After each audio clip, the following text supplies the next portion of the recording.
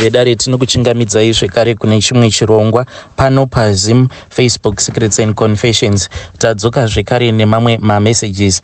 Regedzai tibva tapinda mumamessages edu atadzoka takakubatirai. Message edu yekutanga yakamira sekudai so. Hanzi makadii zvenyu mukomanashi, ndinokumbirawo kuti munge muchindiposterawo nyaya yangu makavikawo chitupa changu.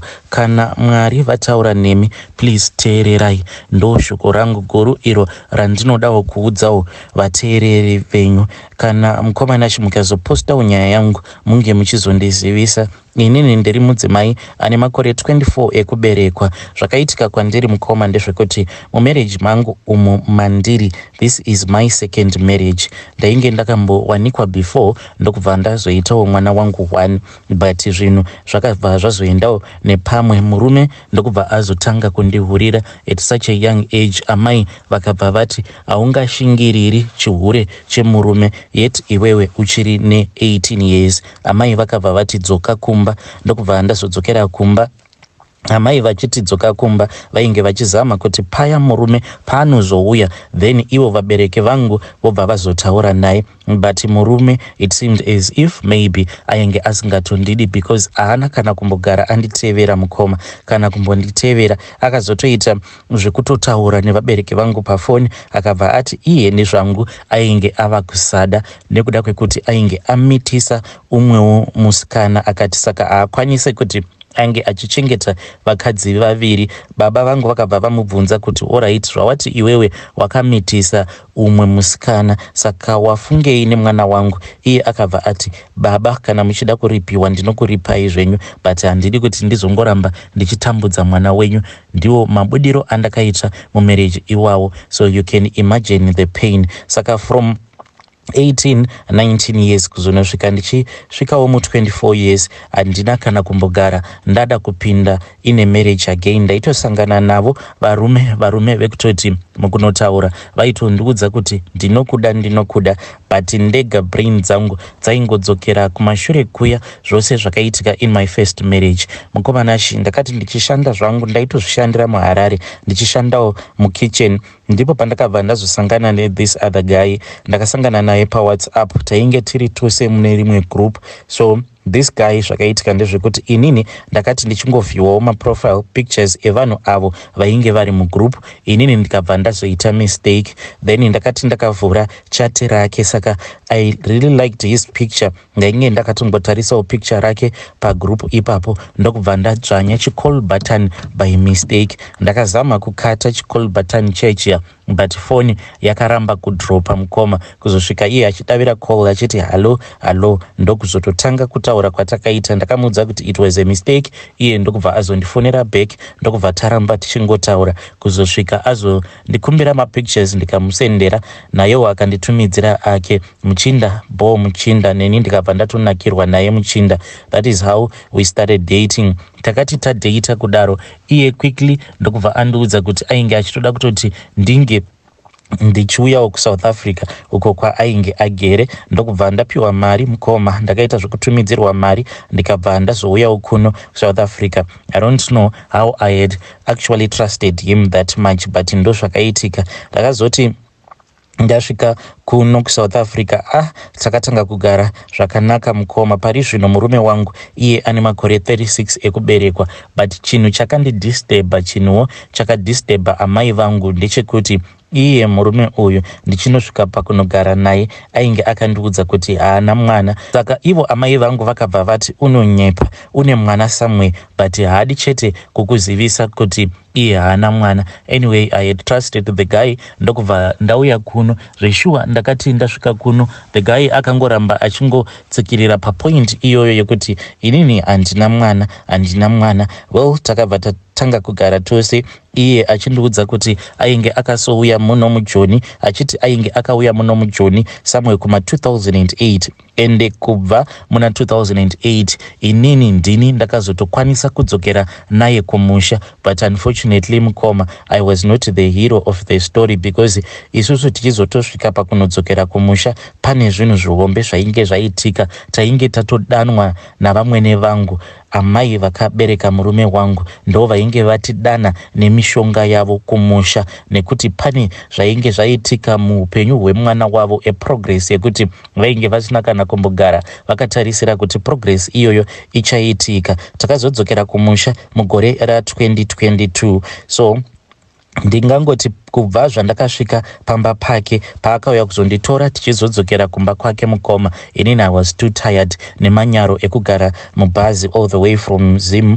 Then ndakabva ndazongogeza ndokubva ndazorara. Ndakati ndakarara kudaro mukoma ndakabva ndabatwa nemadzikirira, ende ndakabatwa nemadzikirira kudaro ndaitoona maziso angu ainge akatosvinura kudai. So kunyangwe inini pandakazomuka iye akatoti marariro acho awanga wakaita atondivhundutsawo. Iye ainge asina kuziva kuti ndainge ndakabatwa nemadzikirira, because iye akati maziso angu awa ainge akatosvinura, but kusvinura kwekwe kwekuti unenge wakabatwa nemadzikirira. Saka ndakasvinura kudaro mukoma ndainge ndichitoona, ndakatanga ndaona umwe mukadzi uyu ainge achingotenderera nemba yose, achingotenderera achitenderera. Ndaitomuona so achiita sekunge painge mukadzi uyu ndaitomuona achitotenderera kudai, but achitenderera kudaro aifamba achiita zvekugwesha nemadziro, achiita sekunge haasi kuda kuti vamwe vanhu vange vachimuona. Then mukadzi uya ainge akapfeka, munoona dziya hembe dzinenge dzakareba dzinopfekwa nemamuslim, ndo hembe dzaainge akapfeka idzodzo, but ainge akapfeka hembe dziri dzeblack zvekare, ainge akasunga dhuku rake mumusoro. So mukomana mukadzi uyu akati achingoramba achingogwesha nemadziro, akabva azongokaruka asvika pamwe painge paine kaburi kainge kari kadiki diki mukoma, zvekutoti munhu autombotarisiri kuti munhu angakwana, kunyangwe dzvinyu chairo rainge risingatombokwane pakaburi ikako. But vamwene vangu ava, panguva yacho ndainge ndisati ndaziva kuti ndo vamwene vangu, vakabva vazvimanikidzira nepakaburi ikako kusvika vakwana, ndokubva vazopinda mumba manje. Vakati vapinda vakabva vatanga kupopota, vainge vachipopota vakabata mwana wavo, vakaita zvekuhaga mwana wavo, but vakanditarisa neziso riya reruvengo, vakabva vati ndo zvamasarudza izvi, ko izvi zvinhu zvamasarudza mapiwa mvumero yacho nani kuti munge muchigara mose, nekuti zvose zvinoitwa nemwana wangu ndinozviona, ko iwewe wazosvika pano seiko ndisingakuoni? Saka pandakaona kuti munhu uyu ainge atopinda mumba omo ainge ari muroi, ndiriko kuhope ikoko ndakabatwa nemadzikirira, ndakabva ndatanga kuimba hangu mavhesi. Then ndakati ndichiimba mavhesi kudaro mukoma, ivo vakabva vaseka vakati, wo unonamata zvako, ko zvinhu zvako zvaunoshandisa pakunamata zviripi? Then vakabva vatanga kuvhuravhura chisecho changu icho chandainge ndauya nacho nehandbag yangu, vakabva vati ndinodzoka manje mira ndiri kudzoka. Mukomana zvinhu izvi zvandiri kutaura nezvazvo hazvina kuitika for more than 2 minutes ndakabatwa nemadzikirira iwawo, but vision rose iri rakaitika kwandiri ndaitonzwa sekunge mahours nemahours. Mukomana vamwene vangu vakangobuda mumba umu, vakangoita zvekungodisappear, vakanditarisa, then pasina kana maseconds vakabva vaappear, but vainge vakabata gemenzi rangu kudaro, vainge vakatobata nechigero. Ende ndakazoti ndamutswa nemurume wangu mushure mekunge ndatanga kuridza mhere, nekuti vainge vachicheka gemenzi rangu nechigero ichocho. Ndakati ndamutswa nemurume ndichiridza mhere kudaro, chinhu chandakatanga kuona chigero mukomana, chigero chainge chakatodonhedzwa pafloor. Ende ndakabva ndati ko chigero icho wachiisa apo nguvai?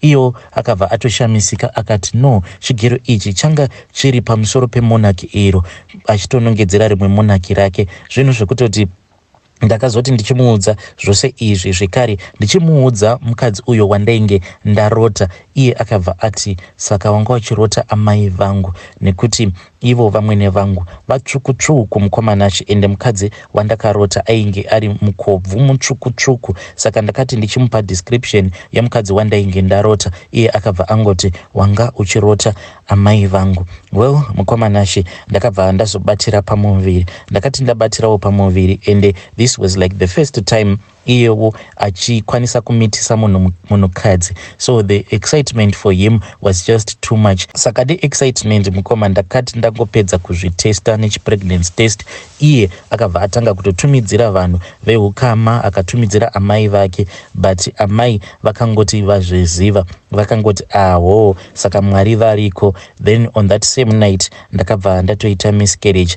Ndakati ndakarara ndokubva ndanzwa kuti ndainge ndichida kunoita wet. Saka ndakangobuda muroom umo matinogara, because isusu tinogara paRDP, tinongolojawo muRDP. Saka ndakabva ndabuda ndichienda mutoilet. Ndakati ndichingonogara pachemba mukomanashi, ndokubva ndangonzwa kuti painge paine chinhu chainge chadonhera mutoilet. Ndakati ndatarisa kudaro ndokubva ndaona kuti painge patori neropa rainge rakawanda, rainge rakaita zvokuumbana kudai. So ndikabva ndatoziva kuti iyi yainge iri miscarriage. Mukomanashi pandakaridza mhere, murume wangu akabva auya, akatouya achitotaura namama pafoni. Amai vake vainge vangofona out of nowhere, vakafona somewhere kuma 11:30 p.m. pandakaita miscarriage ipapo.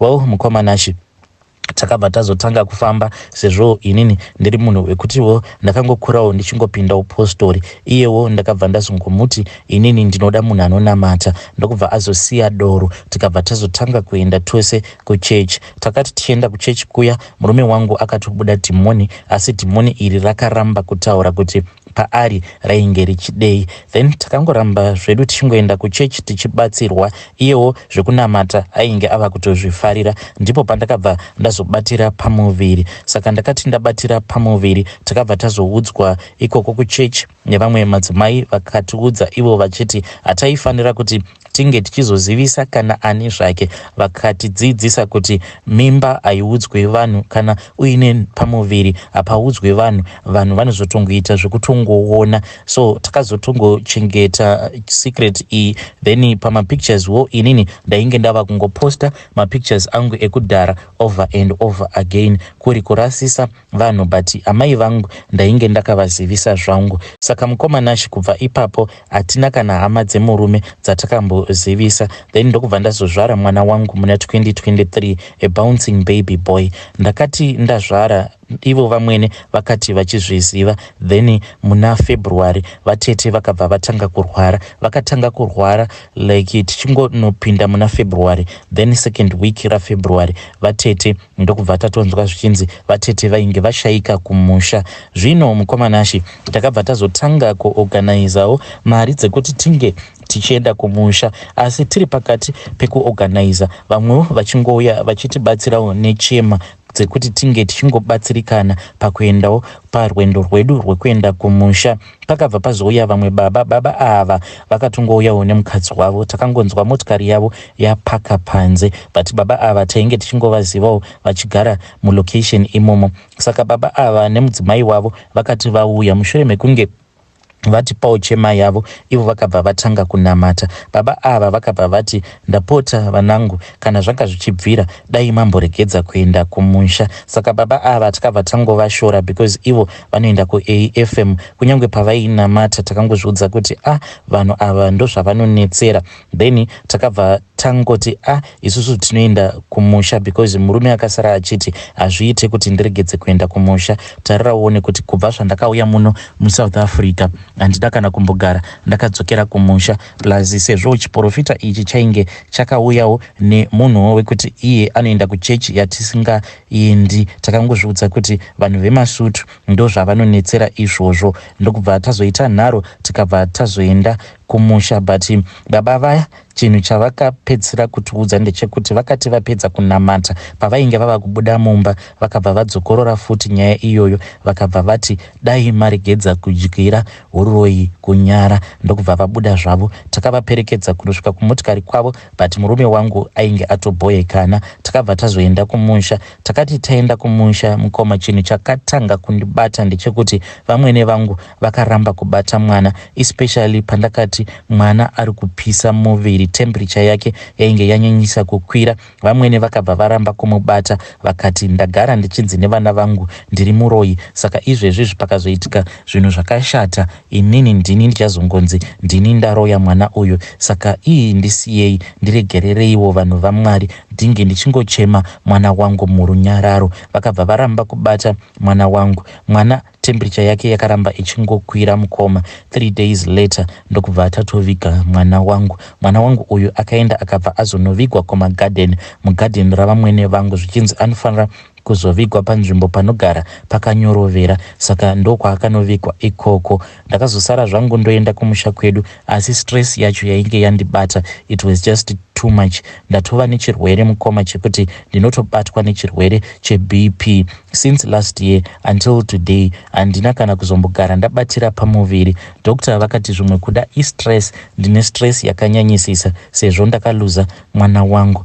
Kunofambawo ndakangonzwawo inini ndakagadzirwa. Hanzi vamwene vangu kumashure kwose uko vaingoti kana iye murume wangu uyu kana akawana vanobva vakasika kugadzira muroora wavo. Saka inini zvakaitika pandiri ndezvekuti masanganirano acho andakaita nemwana wavo handina kumbogara ndakaita physical contact navo. Saka ivo zvavakazoita ndezvekuti vakabva vazouraya wavo mwana, ivo vatete ava, mwana wavo musikana, so that inini ndikwanise kusvika paground.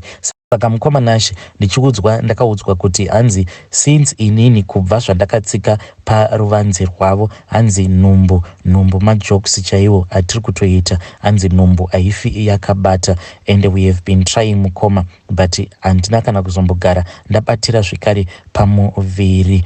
Please assist me kuti ndoita sei. Murume wangu uyu kuita makore ose awa asina mwana, hanzi vakamugadzira because ivo vakazviudza kuti kana akaita mwana anobva azotanga kuchengeta amai vemukadzi wake. Ivo vanoda kuchengetwa nemwana wavo, ndokusaka vakamusunga kuti asakwanisa kuzvara, angoramba ari bachura.